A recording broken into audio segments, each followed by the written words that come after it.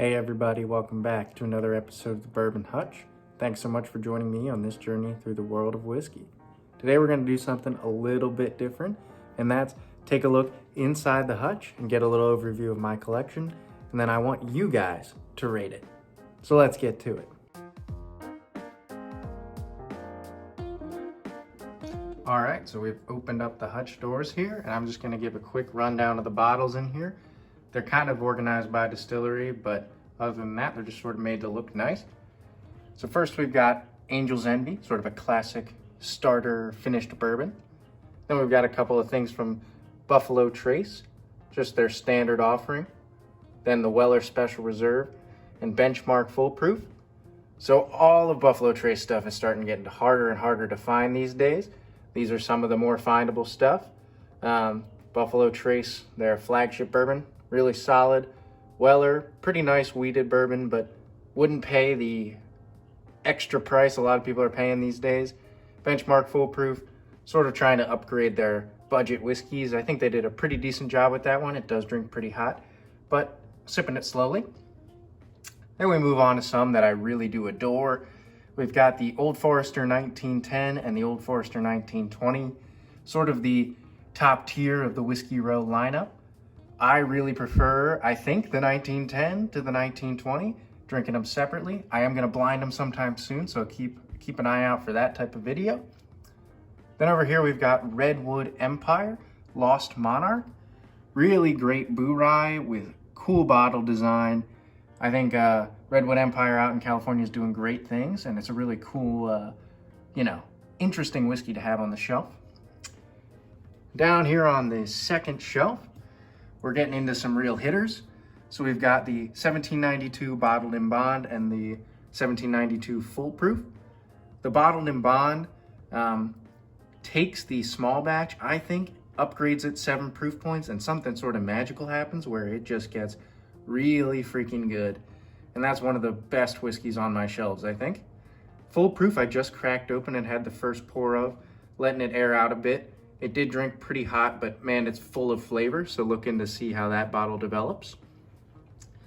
Then we've got 3 bottles that I'm pretty proud to have. Some of the more difficult or limited ones to find that I have in my collection. So we've got the Maker's Mark FAE02.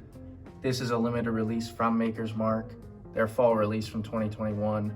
They're doing amazing things with the wood finishing series. At 109.1 proof, this is an amazing whiskey. Lots of brown sugar, maple syrup, super rich and dark. Keep your eyes out for those, because those are like findable limited releases that they're doing. Then we've got in the middle here Elijah Craig Barrel Proof. This is the B521 batch. Kind of the most controversial batch of Elijah Craig Barrel Proof, at least from what I can tell. Some people really love it. Some people were super disappointed with it, especially because it's got that lower proof. I've never had anything Elijah Craig Barrel Proof wise, so I'm sure it's going to knock my socks off as, 12-year non-chill filtered whiskey. Then we've got the Knob Creek 12. This is the 100 proof version. There are 120 proof versions. Really great, rich oak and vanilla all over, all day long. Love that pour. Over here we've got the Woodford Reserve Double Oaked. I've done a video on this basically saying it's the ultimate crowd pleaser whiskey, and I still stand by that. Super sweet, kind of tastes like s'mores in a glass. Basically, if you're trying to get anybody into whiskey, I think that's a great place to go. And then we're moving down to the bottom shelf. So on here, we've got some Wild Turkey products. We've got the Rare Breed, which is their barrel proof option.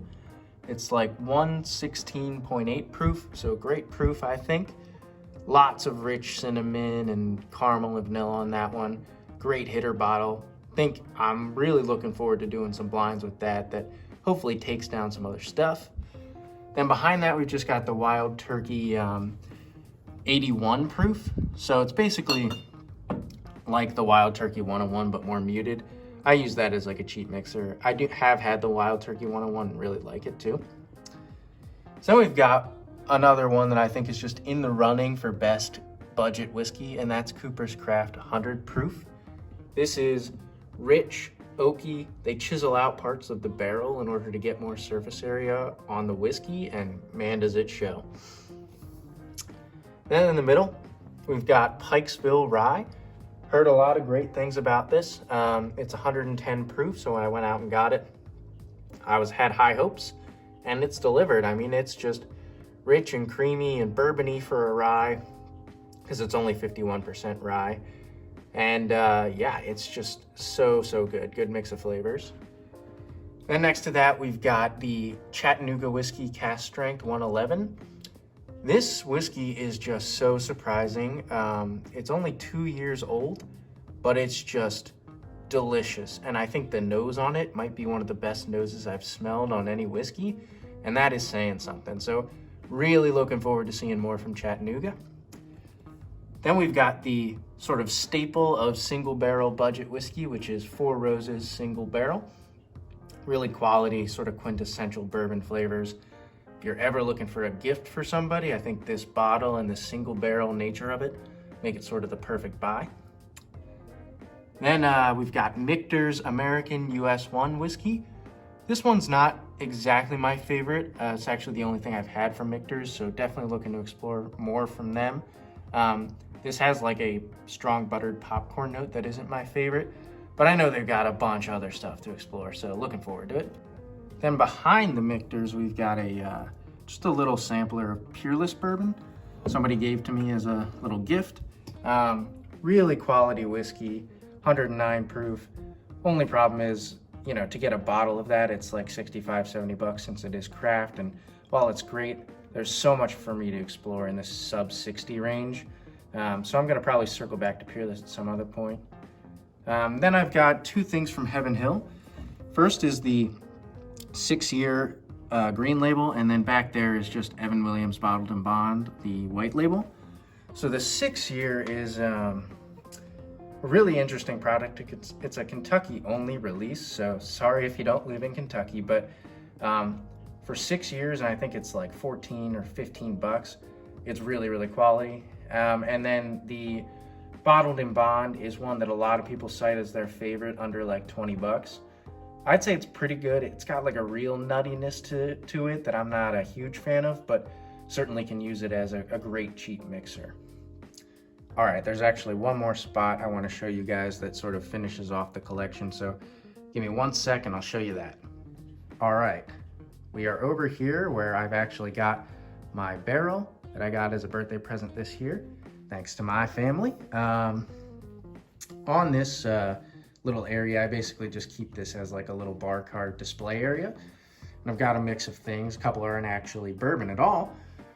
Starting with Old Forester Rye, 100 proof rye that Old Forester just totally knocked out of the park, especially for like 22 bucks. Then we've got Jim Beam Repeal Batch, sort of an interesting batch of Jim Beam. They don't chill filter this at all, which is great, so it's got a nice viscous mouthfeel for a budget whiskey, but you know, sort of a budget low shelfer. Then we've got Early Times Bottled and Bond, which I talked about Cooper's Craft maybe being the best budget. Maybe Early Times is, because man, is that good stuff. If you can get that where you are and you're passing up on it, please go out and get a bottle and try it. If it's not near you, when you go travel, keep an eye out for it, because it's one of my favorites. In the middle here, we've got David Nicholson 1843. This is the 100 proof version. I know there is the black label of that, the reserve version that people say is really good. This one's decent overall. It's got a heavy char on it that's pretty interesting, and I like every once in a while, but not my favorite overall. And back here, got a really nice bottle, a New Riff single barrel store pick from a store down the street from me. 104.6 proof, really great product. That one's got a nice like blackberry note on it that I really love. Then back here we've got a Evan Williams single barrel. So we talked about Four Roses single barrel as sort of the standard in budget single barrels, and Evan Williams, you know, tries to give it a run for its money. Pretty soon I'm gonna put those head to head and see which one comes out on top. And then we've got two more things. So we've got Real McCoy single blended rum, which is aged 5 years. And they age it in ex-bourbon barrels, so it takes on this bourbon flavor. Really like that in cocktails, because what cocktail can't use a little extra bourbon flavor? And then finally, last but not least, we've got Monkey Shoulder, a blended scotch. Pretty good, very sweet. It's got like a honeysuckle sweetness that isn't my favorite, but it's a great starter scotch. Love having it for people so that they can come and have a scotch if they'd like. All right, everybody, that's my whole collection so far. What I want to do now is just encourage you guys to tell me what you think of my collection. Give it a rating if you can. I'd say it's probably somewhere, you know, like high-level beginner or low-level intermediate if I had to put some sort of standard on it. But you guys can feel free to give me letter grades, number grades, whatever you want. Keep in mind, this is my attempt at, you know, a beginner-level bourbon collection. Been doing this for about a year. So let me know what you think, if there's bottles I'm missing or should go out and try based on what you've heard I really like here. I want to hear about your guys' collection too. How's it going for you? Are there any bottles you're hunting for currently? Let me know. And if there's any videos you want to see based on everything I've showed you today, please let me know. I'm happy to start making some content based on your own suggestions. Until then, all I can say is keep drinking good whiskey and cheers.